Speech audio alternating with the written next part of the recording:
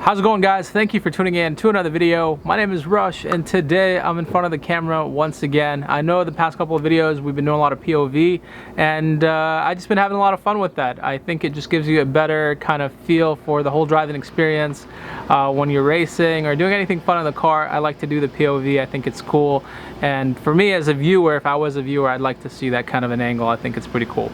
But today, since we're not doing any driving, but rather talking about the Mustang and some plans for it, I figured I'd be in front of the camera giving you guys a few answers, because every time I post a video about the Mustang, it's kind of a reoccurring thing to see questions in the comments about people wondering whether I'm going to supercharge the car, whether I'm going to boost it, modify the engine, and what exactly my plans are with it.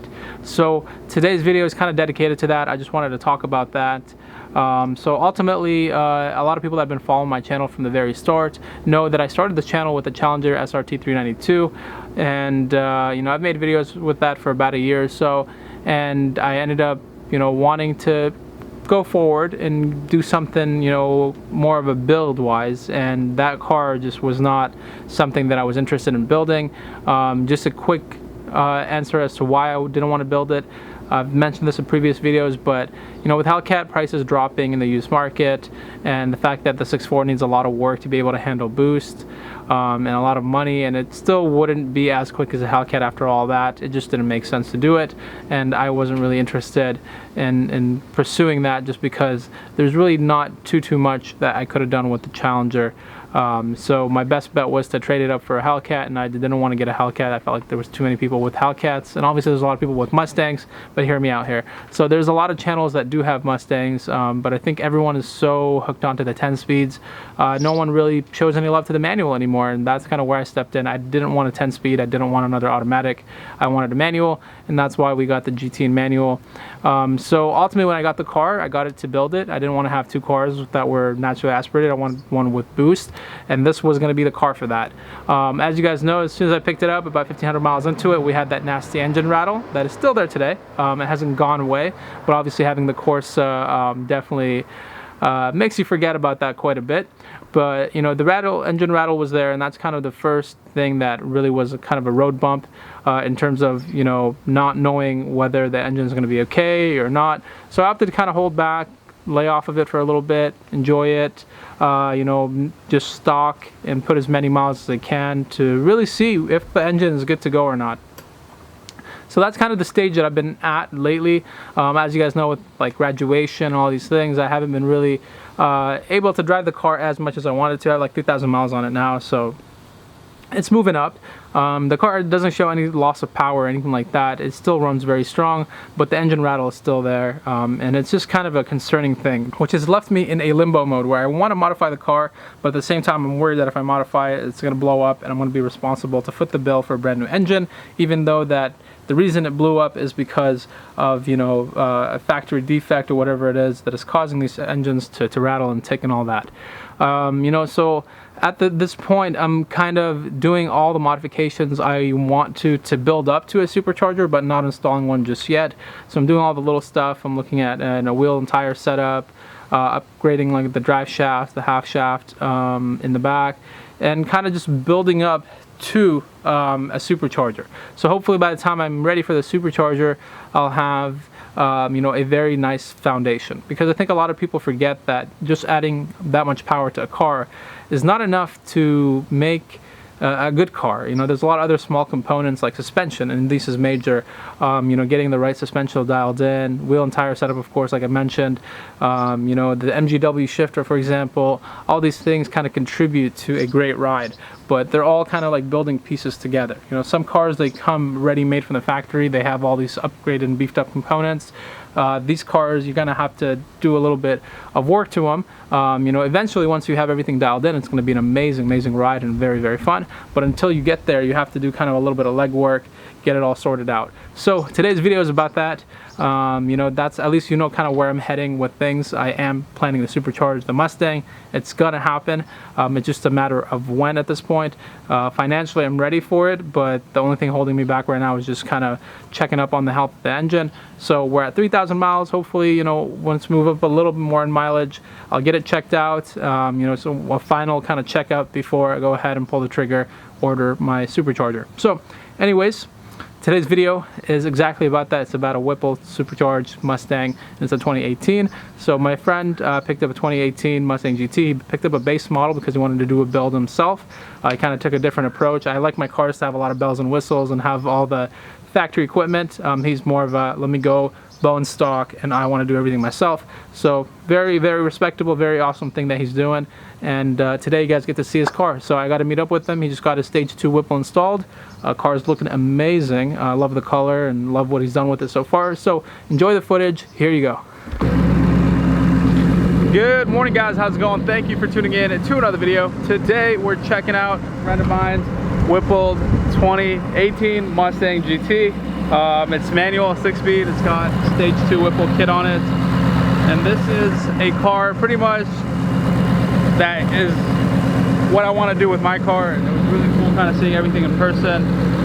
Very cleanly done. It's got a stage 2 Whipple, upgraded injectors, booster pump back there. I like the front splitter he has on here. Nice cool tire setup.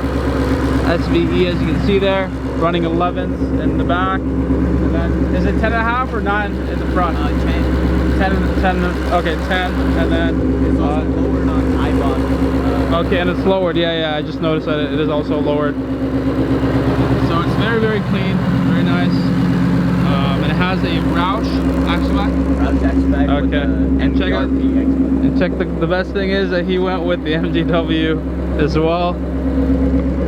And we got the same shift knob too, so that's pretty dope. How do you like the shift knob? Oh, it's freaking great. Isn't it like the best upgrade? Slides right into gear. Dude, oh my god. Yeah. That's literally like the best upgrade I did to the car. I just love the way it drives with that setup.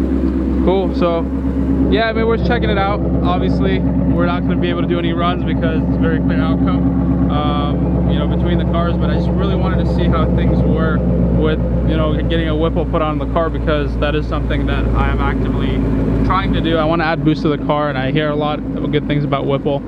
So yeah, who are you tuned by? Right now, Palm Beach Dyno, but I'm gonna be tuned by Addiction Motorsports. Okay. So he's been doing like an email tune? Yeah. And then you want to go ahead and do like an dyno. Person. Yeah, dyno tune. Yeah. Cool. So what kind of power numbers are you expecting? On 91, 650 to 700 hopefully. At the wheels? Yeah. Okay. And then I might be using a Mustang octane booster. And with that, hopefully 750 plus or 700 plus. Gotcha. Yeah. Do you plan on doing the 85? Not for right now. But maybe it's hard to get around here. Yeah, also that, and then also I gotta get like the return fuel system. Oh, okay. Yes, Around that. and that's like a couple grand just for that. So yeah. Gotcha. Maybe after I save up some money and stuff, but. Cool. Yeah, no, it's sick build. Super clean. I love the color. The color is nice. It has some like little details to it. So you added this on, I'm guessing, right? Yeah. Okay. Yeah, it's got Roush axleback, SVE wheels. What is the front lip called? MMD?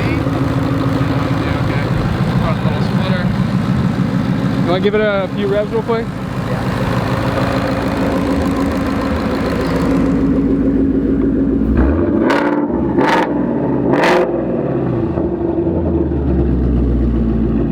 Less than 3,000. What happened?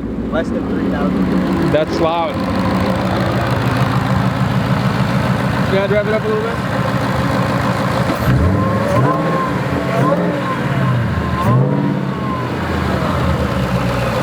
You can hear the blower making some noise. That's sick. So this is a 2018 or 2019? 2018. 2018. So you don't have the rev match? No rev match. No rev match. I like doing it myself though. It's good. It's fun. Yeah. I know when you're being lazy. Alright guys, so since we have the same MGW shifter, I'm just gonna get a feel for it. Move your seat a little bit, sorry.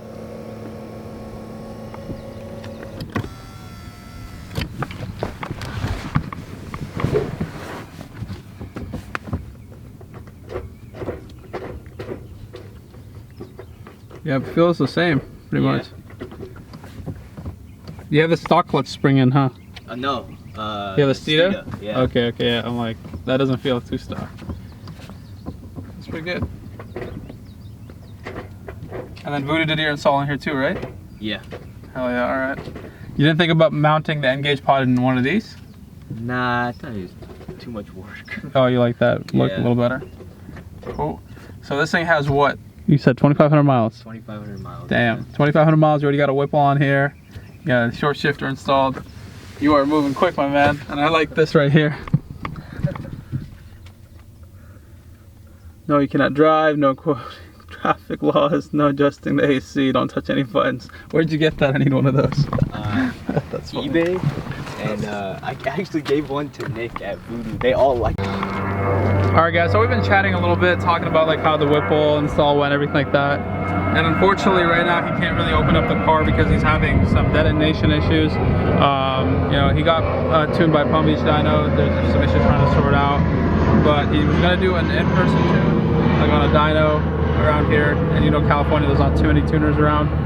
So we're trying to get that sorted out, but until then he can't really open up the car. So we don't want to risk taking it out the way it is. Hopefully kind of just keep the miles low until he gets it sorted out. Last thing you want to do is blow up your engine right after dropping like 10 grand on a Whipple. So we're gonna catch you guys with this car hopefully once he gets it all sorted out. For now it was really cool kind of just seeing it in person, seeing all the mods he has done to it. Very clean build. It's crazy this car doesn't even have the premium pack or the performance pack, but if you look at it from the outside, you know, with the doors closed and everything, it definitely looks like it looks very aggressive. You know, he definitely transformed it. Looks really mean. And next to my car, you probably wouldn't tell that, you know, it's not a performance pack or anything like that. So very nice. So if you guys want to see us do some pulls on this car, go ahead and make sure you drop a like on this video. Subscribe to the channel if you're new. My name is Rush, and I'll catch you guys next time. Peace.